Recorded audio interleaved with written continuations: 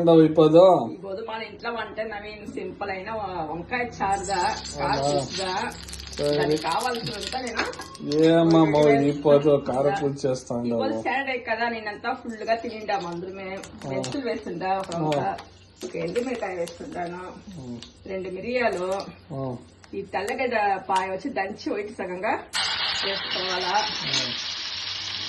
చేసుకో బాగా తెల్లగడ్డ వచ్చి నూనెలో బాగా వాడుకుంటుంది ఆ వంకాయ కారం తీసుకుంటూ ఆ ఫ్లేవర్ బాగా వస్తుంది బాగా వాడుకోవాలి. అలా ఒక రౌండ్ ఉల్లిపాయలు వేసుకోవాలా అది బాగా వాడుకోవాలా. నూనె బాగా ఎంత మనం వాడుతుందంటే ఆ స్మెల్ ఇప్పుడే ఎంత బాగా స్మెల్ వస్తా ఉంది. అలా 2 టమాటా వేసి మిక్స్ గ్రైండ్ చేసి జ్యూస్ మా చేసి పెట్టుకోండి. దాన్ని బాగా వాడుకోండి. వంకాయ కారం బాగుంది. ఎప్పుడు ఏం డైలీ ఒక వంట కారపులుసు అది ఇది చేస్తుంది. ఇప్పుడు డిఫరెంట్గా ఒక వంకాయ కారపులుసు చేస్తాము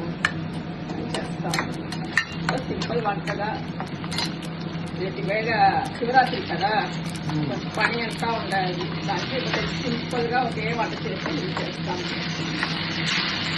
ఇప్పుడు బాగా వాడుకోండి. టమాటా పచ్చి వాసన పోయే వరకు బాగా వాడుకోండి.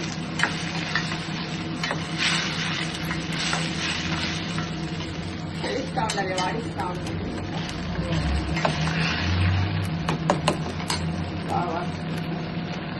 దీనికి ఒక రౌండ్గా పసుపు పొడి వేసుకోండి. చిన్న తుడుచుకుని వచ్చి ఉత్తమిర పొడి స్మెల్ వస్తుంది. అలా ఒక పెద్ద స్పూన్ ధనియా పౌడర్, ఒక రౌండ్గా రుచికి అయినట్టుగా ఉప్పు, కొంచెం ఇంగవ పొడి వేసుకోండి.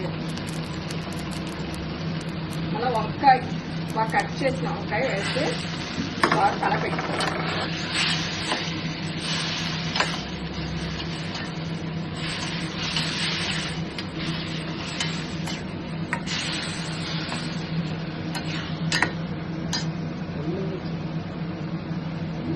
ఒక నిమ్మకాయ సైజు చింతపండు నేను వచ్చి జ్యూస్ స్మార్ట్ చేసి పెట్టుకున్నాను.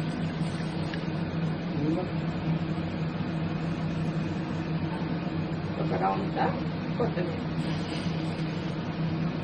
ఒక చిటిక బెల్లం,